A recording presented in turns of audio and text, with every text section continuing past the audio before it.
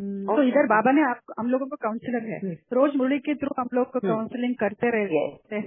तो यस। कौन बाबा के साथ कनेक्ट होते, ज्ञान के साथ कनेक्ट होते, चिंतन मनन करते हैं, तो उसमें हमको आंसर मिलेगा। ये सबको फुल स्टॉप लगेगा। बाबा यही रोज बोलता है, फुल स्टॉप लगा दो। कैसे फुल स्टॉप लगेगी? ज्ञान के आधार से फुल स्टॉप लग सकते हैं। यस। अभी तक फुल स्टॉप नहीं लगाया हम लोग। ऐसा हो गया तो ज्ञान अभी तक अच्छा से समझ में नहीं आया। यस। तो एक एक बार ऐसा होता है, ऐसा नहीं, मगर ये बहुत डीप। बाबा कभी भी बोलता है मनन चिंतन करो, ऐसा नहीं ले लो करके। इसका मतलब क्या है? गहराई से जानने से बाबा क्या बोल रहे हैं हमको, तो ये सब मालूम पड़ेगा। तो इसके वजह से बहुत सारे, मैं खुद वैयक्तिक पर्सनल एक्सपीरियंस से बाबा का ज्ञान के पहले मीन्स ज्ञान के आने के बाद, वो भी समझ में आने के बाद बहुत सारे फुल स्टॉप लगाए, वरना तो अंदर से चलते रहते थे क्वेश्चंस खुद के बारे में, रिलेशनशिप के बारे में, माँ बाप के बारे में, हस्बैंड के बारे में, बच्चों के बारे में, बहुत सारे क्वेश्चंस रहते था अंदर। आगे से नहीं पूछते थे मगर अंदर से रहता था। ये बहुत तकलीफ होता है। इसकी वजह से लोग मानसिक रोग के लिए वो होता है, मीन्स मानसिक रोगी होता है, क्योंकि अंदर बहुत रहते हैं ना। ये बाबा ये बाबा है, साइकियाट्रिस्ट भी है। ये बाबा का सुनने से, फुल स्टॉप लगने से, स्पेशली मानसिक रोग तो पहले स्टॉप होते हैं, क्योंकि अंदर ही एक क्वेश्चन मार्क के वजह जगह में फुल स्टॉप रहते हैं ना। मन शांत होता है तो उमंग उत्साह आता है ना, वो शांति भी मिलता है, सब कुछ मिलता है। नहीं तो बाहर से हम लोग कितना भी योग करो, अध्ययन करो, भक्ति करो, सेवा करो, ये नहीं होता है, क्योंकि ये कर्म हम लोग ही कर रहे हैं ना। क्वेश्चन मार्क लगाया तो ये सब का आंसर ये कि ये बाबा का ज्ञान को अच्छा से समझ में लेना है, सब फुल स्टॉप हो जाएगा। इसलिए बाबा ने ये संगम युग में आके अंतिम समय में इतना पालन दे रहे हैं हम लोगों को। ये वंडरफुल है बाबा का। ये समझ में आने से कितना सुख महसूस होता है। बाबा का वैल्यू, किसी का बाबा का वैल्यू, बाबा का ज्ञान का वैल्यू, ये तो वर्ड्स में नहीं बोल सकते हैं। बाबा का ज्ञान जितना हम लोग को पालन दे रहे हैं, वर्ड्स में नहीं बोल सकते। ये सब का क्वेश्चन का आंसर वही मिलेगा, क्योंकि वो काउंसलर को पता नहीं है कर्म सिद्धांत। अभी आपने इतना एकदम एक ही सिटिंग्स में मीन्स फुल स्टॉप लगा दिया, क्योंकि आपको पता है टैकल कैसे करना भी पता है, कनेक्शन कैसे होना वो भी पता है, मगर वो काउंसलर बाहर का करते हैं ना, उन लोगों का अच्छा से समझ में नहीं है ये कैसे होता है। तो इसलिए उन लोगों को बहुत सारे सिटिंग्स लेना पड़ेगा, ये सब होता है। और वो भी कमर्शियलाइज्ड है, बहुत लोग को बाहर करते हैं ना, ये भी देखते हैं वो लोग, उसके हिसाब से वो भी वाइब्रेशन चलता है ना वो पेशेंट के जगह में। आपका वाइब्रेशन अलग है, क्योंकि आप बाबा ने आपका निमित्त बनाया। आपका क्या है, कुछ ना कुछ इनको समाधान मिलना करके वो वाइब्रेशन आता है ना हमारे लिए, वो यही सुकून में से, वही रिजल्ट है, वही मेडिसिन है, ये सब वही है। तो इसलिए ये डिफरेंट है बाबा का ज्ञान। और आप क्या दे रहे हैं क्लैरिटी, इसको तो बोल ही नहीं सकती। तो thank you so much. Thank you very much. Thank you very much Veena Ben, आपने बहुत अच्छे से उसका कंक्लूजन दिया है कि हमारा सारे आंसर्स मुरली में ही है। मुरली को अगर समझोगे तो मुरली को किस तरह से आप समझोगे कि तुम्हारे लिए बाबा ने उसमें क्या मैसेज दिया है। इसके लिए बाबा वहां पर भी बाबा आप लोगों को बताता है, अपने अनुभवों के आधार पर ज्ञान को समझो। ये अगर आप लोग क्लियरली समझे ना, हर एक का अनुभव अलग होता है। अभी एक छोटा सा मैं बताती हूँ आपको। एक गिलास पानी दिया है पीने के लिए, ठीक है, 4 लोग पानी पी रहे हैं, चारों का अनुभव अलग होगा पानी पीने का। और उसी वक्त में अगर एक पॉइंट बाबा का मुरली का लेंगे ना, उस अनुभव के साथ में जोड़ो, तो हर एक को आंसर अलग रहेगा।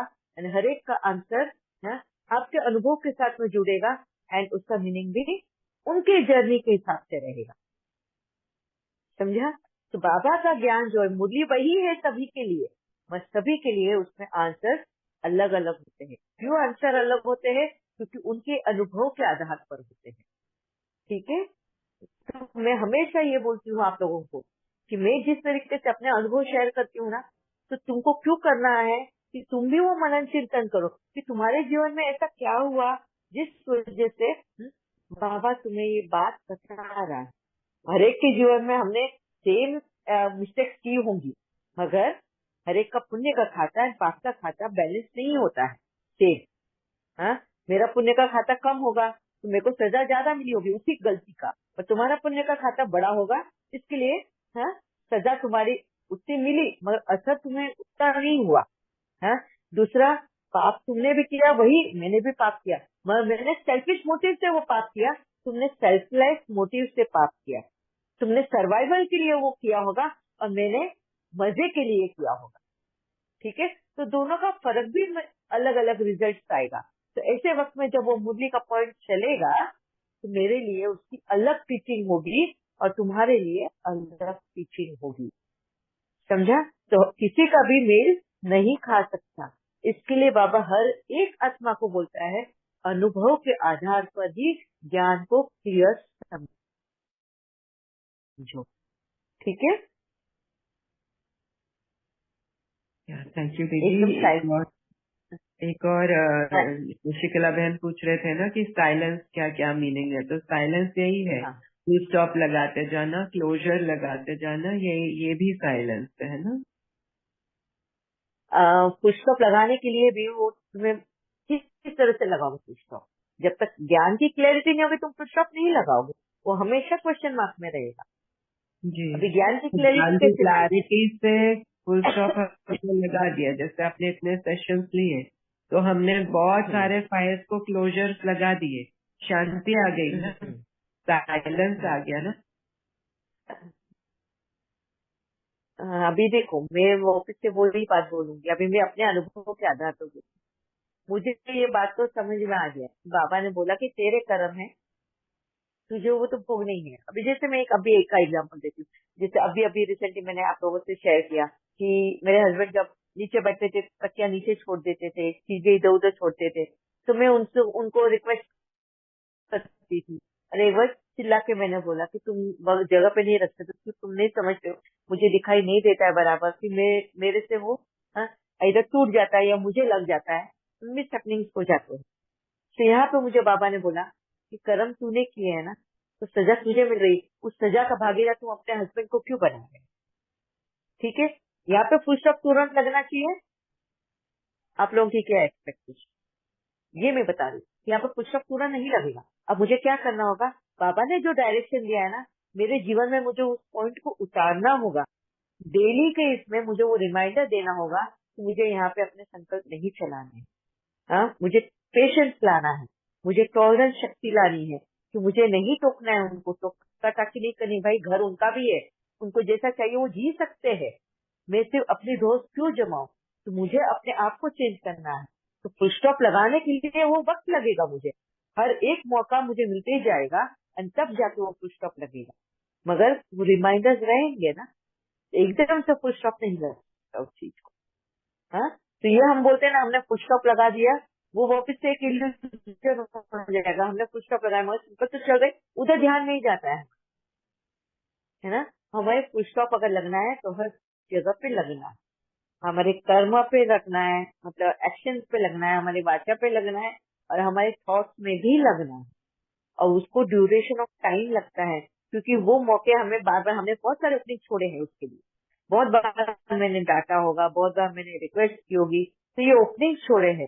तो हर बारी वो चीजें जब मेरे सामने आएंगी तो मेरे को वहां पे फुल स्टॉप लगाते जाना है, और तब जाके वो क्लोजर लगेगा, वो ऑटो मोड में जाएगा कि अब मुझे बोलना ही नहीं। जब तक वो ऑटो मोड में नहीं आएगा ना तब तक फुल स्टॉप नहीं लगेगा। ठीक है, ये मेरा एक्सपीरियंस रहा है। ज्ञान मिल गया, अब वो बढ़ेगा नहीं। फुल स्टॉप वहां लग रहा है कि अब मैं क्रिएट नहीं करूंगी, मगर खत्म करने के लिए मुझे फुल स्टॉप धीरे धीरे जैसे जैसे मौके मिलते जाएंगे फुल स्टॉप लगाने का चांस आते जाएगा। ठीक है, ओम Yes, Shanti.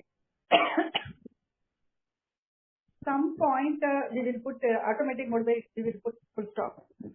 Yeah. In some point, in some karmas. Some karmas, as you said, it will not be possible also. As we practice, because sudden incident will come, we will not prepare, we will not face that type of problem.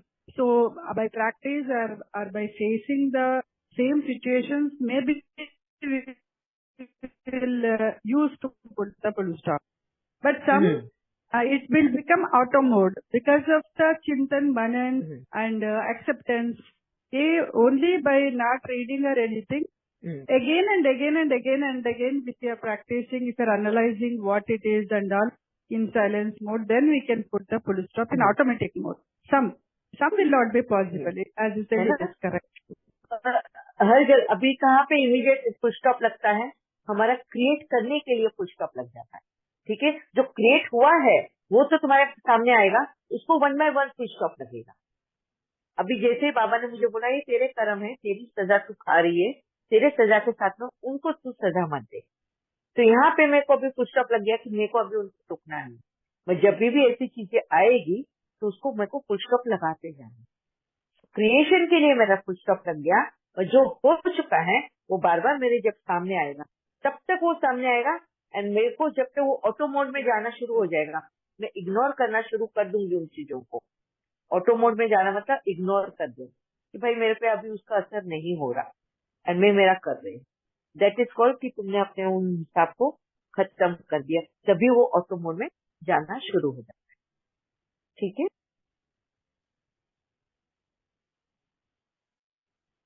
या yes Saumya बहन। दीदी ओम शांति। एक बहन का question है, तो वो पूछ रही है कि उनको ना जैसे बहुत खुशी से कुछ बात करे तो भी आंसू आता है बात करते वक्त, या तो कुछ अनुभव सुनाने के लिए कोई बोले तो जब भी वो बात करनी शुरू करती है तो फिर से आंख में आंसू आता है, तो बात नहीं कर पाती है वो। तो ये क्यों होता है वो पूछ रही है। वो नर्वसनेस की वजह से होता है। नर्वस हो जाता है ना इंसान, तभी हम कुछ बोलने भी जाए ना तो नर्वसनेस की वजह से ये एक अपने बॉडी का एक्सप्रेस करने का तरीका। आंखों में देखो, खुशी होगी तो भी आंखों में आंसू है, दुख होता है तो भी आंखों में आंसू है, डर लगता है तो आंखों में आंसू है, नर्वस होंगे तो भी आंखों में आंसू आते हैं, ओवरवेल्म हो जाते हैं तो भी, मतलब अचानक से हमें नहीं मिलने वाली चीज है, जैसे हमने होप छोड़ दिया और अगर वो मिल जाता है तो भी खुशी के मारे हमारे आंखों में आंसू आते हैं, है ना। तो इनके आंखों में आंसू जब वो अनुभव किया और वो जब बोलने जाते हैं ना, अब उनको वो रेगुलर प्रैक्टिस नहीं है बोलने की, दुनिया को बताने की या स्टेज पे खड़े होकर बोलने की, तो वो एक नर्वसनेस फील होता है क्योंकि उसने ऐसे इतने लोगों के सामने बोला नहीं है। तो रेगुलर बोलने से, रेगुलर धीरे धीरे प्रैक्टिस से वो नर्वसनेस जैसे ही दूर हो जाएगी, उनके आंखों में आंसू आना बंद हो जाएगा। ओके दीदी, थैंक यू, बोल दूंगी। रेगुलर प्रैक्टिस से, रेगुलर प्रैक्टिस से। इसके लिए बाबा बोलता है बहुकाल का अभ्यास है, बहुत काल मतलब बहुत ज्यादा प्रैक्टिस करने से तुम्हारे अंदर वो कॉन्फिडेंस बिल्ड होगा, सेल्फ एस्टीम तुम्हारा बढ़ेगा, एंड उससे फिर तुम्हारा ये ओवरकम कर लोगे नर्वसनेस को। ओके दीदी, ओके दीदी, thank you, thank you very much. आज वक्त भी हो गया है एंड होप आप लोगों का सफल हुआ होगा वक्त काउंसिलिंग के एंड पॉइंट क्लैरिटी के। शशिकला बहन ने बहुत अच्छे से पॉइंट रखे सामने, जिनको आप सभी को भी उसका हेल्प हुआ होगा कि किस तरह हमने कहाँ पे फुल स्टॉप लगाना है, कहाँ साइलेंस में रहना है, कहाँ हमें स्टैंड लेना है, किस तरह से अपनी बातों को अपनी कलाओं के साथ में यूज करना है। तो सुमिता बहन ने जो शेयरिंग किया, भावना बहन, सभी के जितने भी लोगों ने शेयरिंग की हो उन सभी को बहुत बहुत थैंक्स। फिर कल मिलते हैं, और भी अगर आप लोगों के है तो ले आना। और इस हफ्ते के हमारे पास 3 दिन है, फिर डायरेक्टली अगले साल मिलने वाले हैं हम। ठीक है, ओम शांति। जी दीदी, थैंक यू, आपका सबसे बड़ा। Thank you Baba. Thank you, Didi. Very thank you nice. दीदी, थैंक यू दीदी, So much of clarity. Thank you, everyone. Didi. Bhavna Didi. Veena thank you का शांति वीना दीदी दीदी शुक्रिया शुक्रिया।